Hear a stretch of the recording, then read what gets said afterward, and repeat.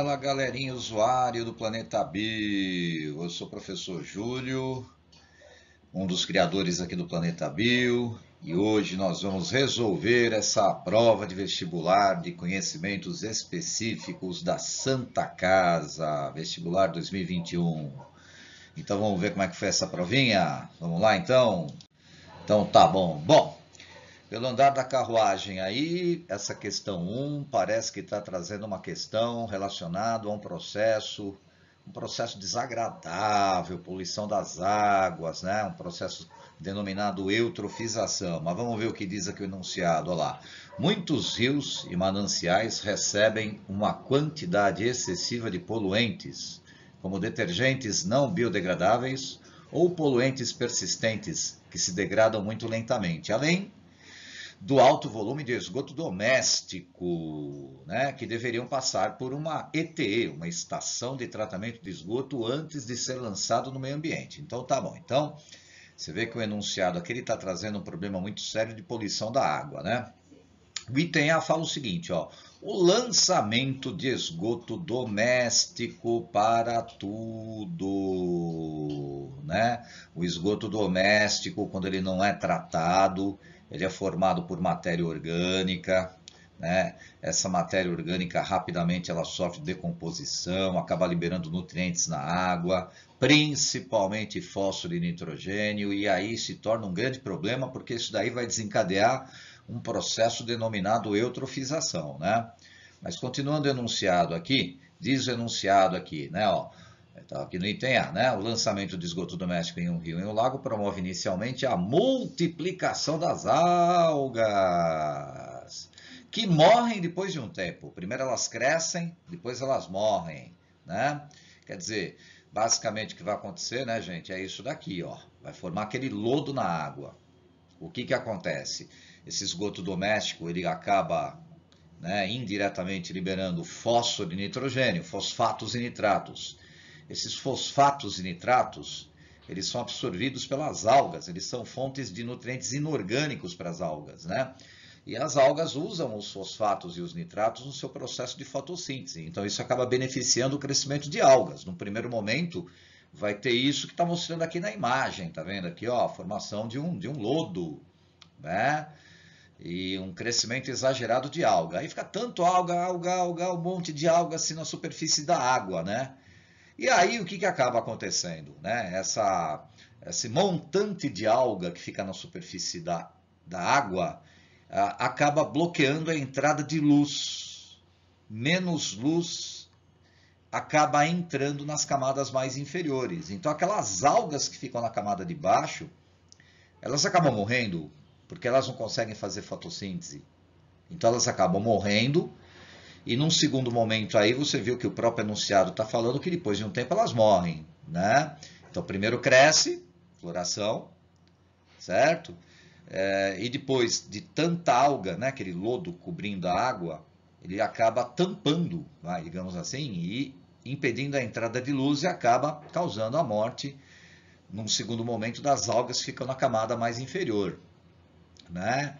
E como é que a gente pode explicar esse processo aí, né? Então, a gente poderia falar primeiro, antes de mais nada, que trata-se de um problema aí muito sério chamado de eutrofização. Então, trata-se do fenômeno de eutrofização desencadeado pelo lançamento de esgoto doméstico nas águas, ricos em nutrientes, especialmente fosfato e nitrato, que promovem essa floração, né? Essa multiplicação das algas. Aí o que acontece? Sobre a superfície, forma-se um lodo, muitas algas, que impede a entrada de luz nas camadas inferiores. As algas que se localizam nessas camadas inferiores morrem por não receberem luz e acabam entrando em decomposição. Quer dizer, a própria alga morta, ela acaba entrando em decomposição, né? Juntamente com a própria matéria orgânica que é encontrada lá no esgoto. Certinho? Então tá bom. Agora vamos de item B, que diz aqui o item B, ó. Uma das etapas do tratamento de esgoto lá na ETE, na estação de tratamento de esgoto, consiste em utilizar apenas um agitador para continuar a decomposição. e evitar a produção de gases tóxicos gerados pelas bactérias anaeróbias. Explique por que o agitador evita a produção de gases tóxicos. Bom, e aí o que acontece? Isso acontece lá na estação de tratamento de esgoto. Na estação de tratamento de esgoto, existe aí esse agitador. E o que esse agitador faz? Basicamente, ele agita, né, a água lá do esgoto, né, e mistura essa água com ar. Na verdade, o que ela está fazendo? Ela está airando o esgoto, colocando oxigênio no sistema. Qual que é a vantagem disso? A vantagem disso é que o processo de decomposição da matéria orgânica vai ser um processo de decomposição aeróbio. As bactérias aeróbias começam a fazer a decomposição. E quando tem uma decomposição aeróbia, não há liberação de gases tóxicos. Por exemplo, se a decomposição fosse anaeróbia, se a decomposição ela fosse praticada por bactérias anaeróbias, né, numa ausência de oxigênio, haveria liberação de metano e haveria liberação de H2S, de ácido sulfídrico, né? Certo? Mas não é o caso aí, né? O aerador ele evita exatamente que isso aconteça. Então, o que a gente poderia responder aí para o examinador? Ó, um agitador, ele aumenta o teor, né, de oxigênio dissolvido na água. Assim, a decomposição passa a ser efetuada por bactérias aeróbias. Então, vai ter uma decomposição aeróbia. E elas não liberam gases tóxicos, né, durante os processos de degradação da matéria orgânica. Certinho, gente?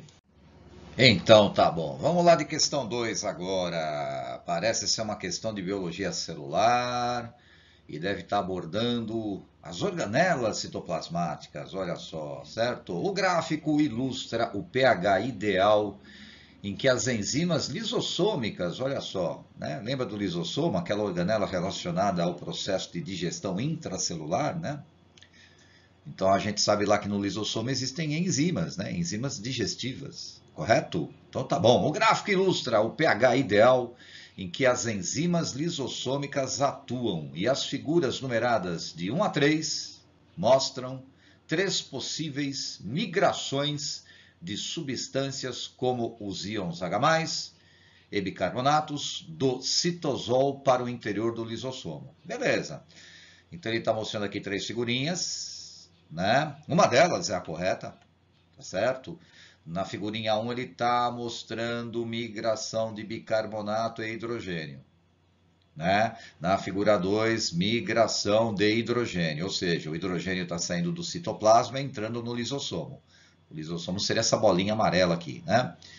E no 3 aqui, ó, só bicarbonato entrando, tá vendo? Ó? Correto?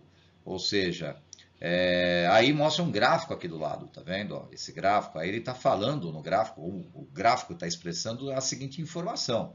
A atividade enzimática, a atividade das enzimas lisossômicas ocorre melhor, é mais intensa essa atividade em pH igual a 5. E o pH igual a 5, como vocês sabem, é um pH ácido. Quer dizer, traduzindo para o português, as enzimas lisossômicas elas têm um pH melhor de atuação dessas enzimas, é o pH 5, é o pH ácido, correto? E a figurinha que tem mais a ver com o pH ácido, sem dúvida nenhuma, é a figurinha 2, porque se está entrando hidrogênio no interior aqui do lisossomo, o ambiente aqui vai se tornando cada vez mais ácido e, a princípio, né, vai tornar o pH ideal para o funcionamento dessas enzimas lisossômicas. Belezinha? Aí diz o item A, em qual organela membranosa são produzidas as enzimas lisossômicas? Pois é, lembrando, a enzima é uma proteína. E as proteínas elas são fabricadas pelos ribossomos. E os ribossomos, normalmente, existem ribossomos livres, né, no citosol, no citoplasma, né, mas, normalmente, nas células eucariontes, esses ribossomos relacionados à produção de proteínas, enzimas lisossômicas, eles ficam aderidos a outra organela, você lembra? O retículo endoplasmático granuloso ou rugoso, né?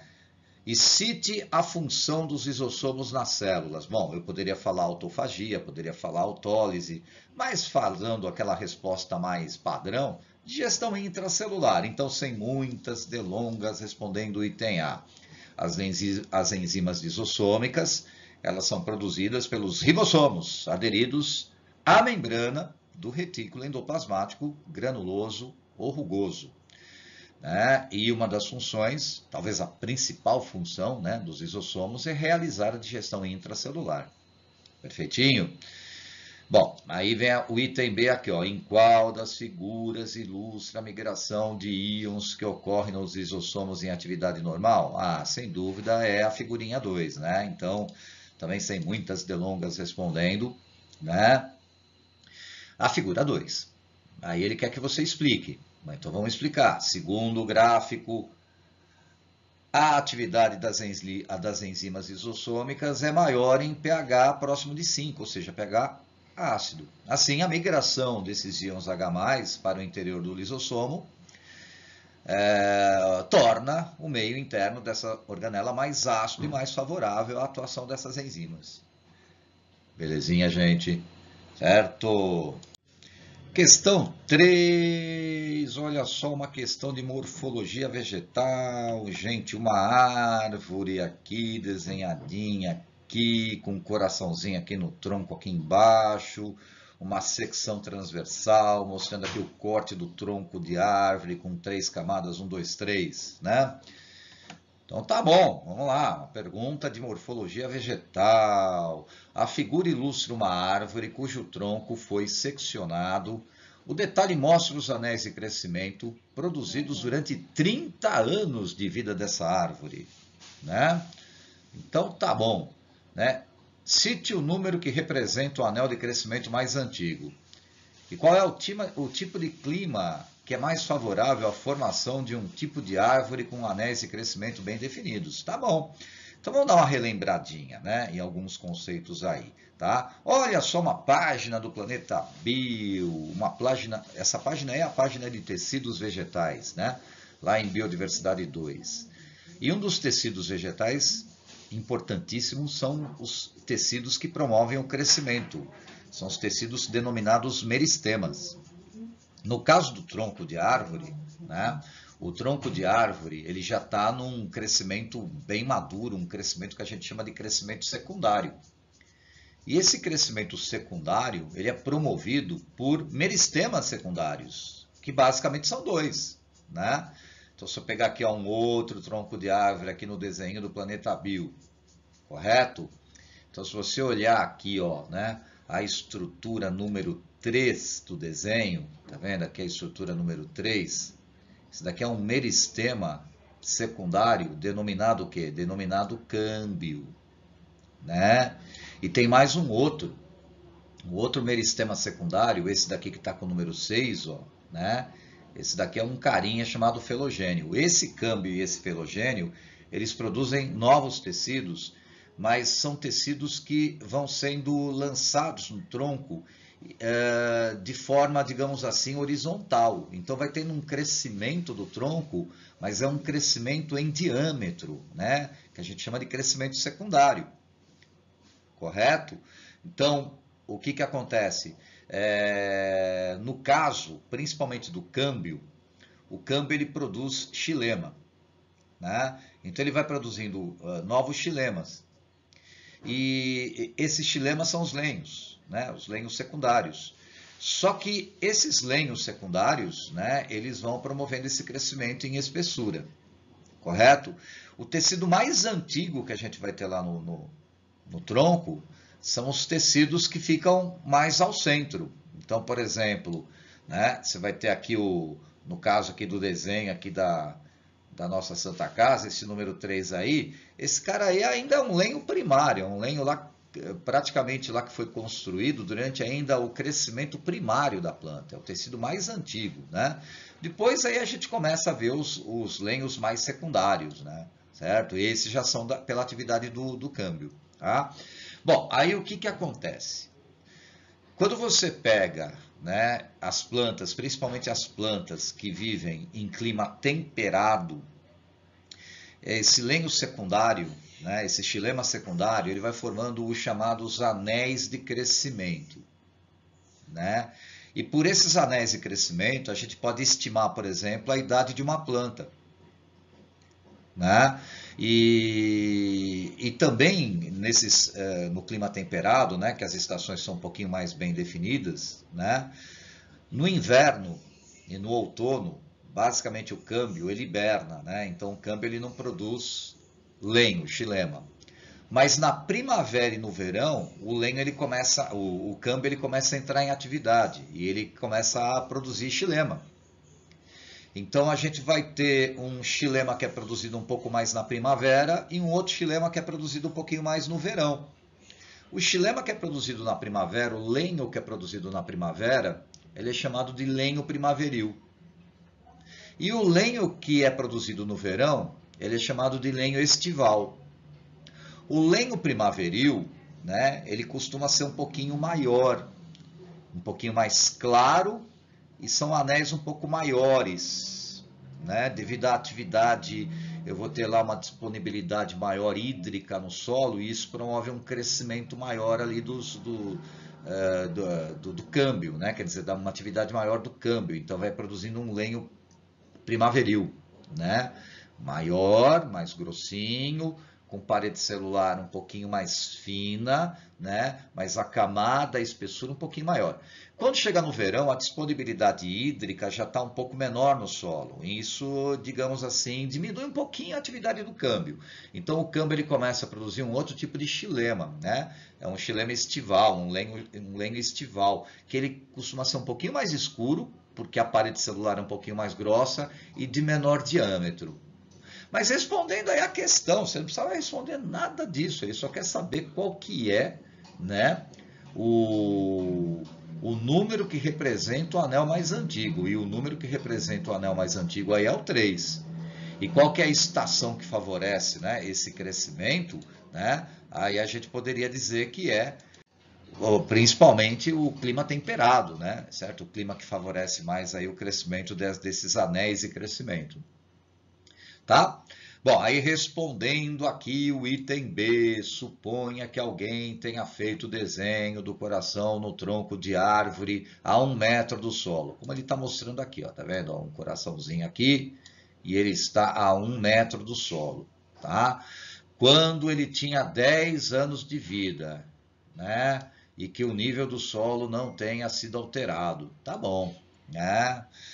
Ou seja, quando ainda a planta estava no crescimento primário a planta ainda ela cresce, né? Ela ainda é jovem, a árvore está jovem, ela tem um crescimento em altura, um crescimento mais vertical, né? E naquela fase lá, ela cresceu mais ou menos esse coração foi crescendo junto com o tecido até 1 metro, tá? Mas quando chega, por exemplo, numa certa idade da árvore, quando ela está um pouquinho mais madura, né? O crescimento, como eu disse para vocês, passa a ser em diâmetro.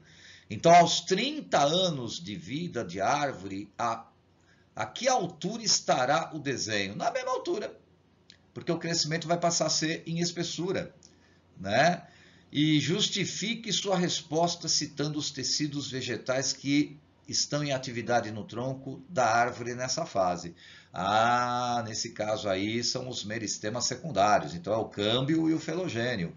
Então, sem muitas delongas respondendo, a gente poderia colocar assim, ó, o coração estará na mesma altura, 1 metro. Nessa fase de vida da árvore, o crescimento passa a correr apenas em espessura, né? Desencadeado pelos tecidos meristemáticos secundários, o câmbio e o felogênio. Certo? Opa, vamos lá de questão 4, parece ser uma questão de embriologia dos animais, não é isso? Vamos ver então, ó. A imagem ilustra um corte transversal, né? Que nem cortar uma fatia de salame, pum, corte transversal, com destaque de uma região dorsal, anfióxo. Vocês lembram o que é anfióxo? Anfióxo é um animal cordado, marinho, né? Certo? Pequenininho, o glorioso anfióxo. E isso daqui é um corte transversal do corpo do anfióxo. E está mostrando aqui o tubo neural, né? Certo? Ou seja, vamos entrar lá na página do Planeta Bio. Se a gente entrar na página do Planeta Bio, na parte de embriologia animal, a gente vai ter lá um corte, um desenho com corte transversal também do anfíoxo. Olha lá o tubo neural aqui, olha ele aqui, ó. Não é? E o que tem embaixo do tubo neural? A notocorda. Aliás, a notocorda e o tubo neural, e mais as fendas branquiais, são as três características que distinguem os cordados de todos os outros animais. Não é? Então, tá bom. Aí, sem muitas delongas, respondendo aqui a questão, né, ó. Qual estrutura está indicada pela letra X aqui? Quem que é essa estrutura X aqui? É a notocorda. A notocorda ela fica abaixo, né? Ali a região dorsal do animal, né? A estrutura mais dorsal é o tubo neural, que vai ser o futuro sistema nervoso do animal, e mais embaixo você vai encontrar, né, a notocorda, certo? Cite o folheto embrionário que origina essa estrutura. É a mesoderme, olha aqui a mesoderme aqui, ó, né? Se a gente pegar aqui, por exemplo, a mesoderme, quais são os três folhetos germinativos? A ectoderme, a mesoderme e a endoderme. Pois é, a notocorda ela surge da atividade da mesoderme, correto? Então, sem muitas delongas aí, né? Respondendo aí, por exemplo, a questão, tá? A gente poderia falar que a estrutura X é a notocorda e a notocorda se desenvolve a partir da mesoderme. Certo? Perfeito. Vamos lá. Item B. Sabe-se que a formação do tubo neural ou do tubo nervoso dorsal no ser humano depende fundamentalmente de uma vitamina. Olha só que pergunta específica, né? Que vitamina é essa?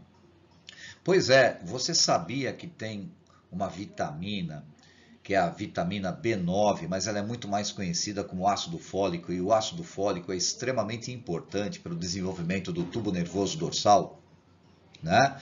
Nem todo mundo sabe disso, essa pergunta ela é um pouco específica, normalmente não é muito assim cobrada no ensino médio, mas respondendo a pergunta, seria a vitamina B9, né? O famoso ácido fólico, extremamente importante para o desenvolvimento do tubo neural. E cite um órgão que se origina a partir do tubo neural. Bom, tubo neural, né, ele é uma estrutura que aparece no embrião, mas à medida que essa estrutura ela vai se diferenciando, ela vai dando origem aos órgãos do sistema nervoso. No caso, vai dar origem à medula espinhal e ao encéfalo, né? O encéfalo lá ele é formado por cérebro, cerebelo, bulbo e ponte. Então, sem muitas delongas, a gente poderia responder dessa maneira. Olha lá, a vitamina necessária para o desenvolvimento do tubo neural é o ácido fólico ou a vitamina B9. Né? E a partir do tubo neural se desenvolvem a medula espinhal e o encéfalo, que é formado por cérebro, cerebelo, ponte e bulbo. Certo? Pois é, gente, chegamos finalmente à última questão da prova, questão 5, né? Olha só uma velocidade intestinal. Aqui, ó, só batendo o olho aqui, eu lembro que isso aqui é uma velocidade intestinal, lembra não? Né? A figura ilustra a composição vascular, os vasos sanguíneos e o tecido epitelial de um órgão do sistema digestório humano. É o sistema digestório humano e é o intestino delgado. Correto? Será que eu consigo desenhar aqui um intestino delgado? Aqui, ó, né? Algo parecido com isso. Ó. Aqui é o intestino delgado, né? Que é a parte, o corte do intestino delgado aqui assim, certo? Alguma coisa parecida com isso. Ó, tá vendo? Aqui o intestino delgado, né? Essa aqui, por exemplo, seria a parte interna do intestino delgado. E aqui aquelas dobrinhas, né? Lembra daquelas dobrinhas que tem aqui no intestino delgado, né? São as famosas vilosidades intestinais. Essas vilosidades intestinais, elas aumentam a superfície de absorção, não é? Certo? Ou seja, se eu pegar uma dessas vilosidades aqui e ampliar, tal, a gente enxerga ela dessa maneira, tá vendo? Ó. Correto? Por aí que os nutrientes, depois, né, depois que rola a digestão, né? Os produtos finais da digestão eles são absorvidos pelas vilosidades intestinais, certo? E se você pegar uma vilosidade intestinal, a gente vai encontrar vasos sanguíneos, os capilares sanguíneos, mas nós temos também, né, vasos linfáticos, né, mostrados aí na cor amarela, né, na figura. E você tem o tecido epitelial, e o tecido epitelial ele é formado por células como essa, tá vendo aqui, ó? E se você olhar bem a célula, ela apresenta aqui, ó, uma diferenciação da membrana, as famosas microvilosidades. As vilosidades em si, elas já aumentam, né, a superfície de absorção do intestino delgado. As microvilosidades, elas aumentam mais ainda, certo? E a pergunta gira em torno disso, olha só, né? Cite a modificação da membrana celular, essa modificação aqui, né, que permite a identificação desse órgão. Né? E o que seria isso? Seriam as microvilosidades. Cite a função dessa modificação da membrana celular. Aumentar a superfície de contato com o alimento, aumentar a superfície de absorção. Então, sem muitas delongas respondendo, ó, as microvilosidades são modificações características da membrana plasmática das células, do tecido epitelial, né, que reveste as paredes internas do intestino delgado. As microvilosidades, elas aumentam a superfície de absorção dos nutrientes. Certo? Então, tá bom. Item B. A vascularização, os vasos desse órgão é dada pelos capilares sanguíneos e pelo vaso linfático. Perfeito. Qual é a função de cada uma desses vasos presentes nessa região? Os vasos sanguíneos e os vasos linfáticos, os capilares sanguíneos e o vaso linfático. Então, vamos por partes. Vamos começar pelos vasos sanguíneos. Os vasos sanguíneos, né, eles têm sangue. O sangue vai levar o quê? Oxigênio. O sangue ele irriga, leva oxigênio para o intestino delgado. Então rolam as trocas gasosas, as células absorvem o oxigênio e liberam o gás carbônico. Então chega sangue arterial, deixa o oxigênio. E lá no nível dos capilares, após essa troca gasosa, o sangue arterial deixa o oxigênio, absorve o gás carbônico e passa a ser sangue venoso. Então, né, primeiro é levar oxigênio, né, e realizar essas trocas gasosas com o intestino delgado. Agora tem uma outra função. Qual que é a função? À medida, né, que as substâncias elas vão sendo absorvidas, elas acabam caindo na corrente sanguínea, né? Principalmente as substâncias hidrossolúveis. Então, por exemplo, os aminoácidos, os monossacarídeos, a glicose, a frutose, a galactose, a própria água, os sais minerais, as vitaminas hidrossolúveis, né? No caso aí, por exemplo, as vitaminas do complexo B e a vitamina C, elas são absorvidas pelos vasos sanguíneos. Agora, os vasos linfáticos, eles absorvem geralmente as substâncias lipossolúveis. Né? Então, as substâncias lipossolúveis, elas entram nos vasos linfáticos e as substâncias hidrossolúveis, elas são absorvidas nos vasos sanguíneos. Então, respondendo, sem muitas delongas, a gente poderia colocar assim, ó, os capilares sanguíneos levam o oxigênio ao intestino delgado e retiram o gás carbônico, o CO2. As substâncias hidrossolúveis são absorvidas pelo sangue que circula nos vasos sanguíneos, enquanto que as substâncias lipossolúveis são absorvidas pela linfa presente nos vasos linfáticos. Certo, turminha? Muito obrigado pela sua atenção. Um beijão aí para vocês. Tchau.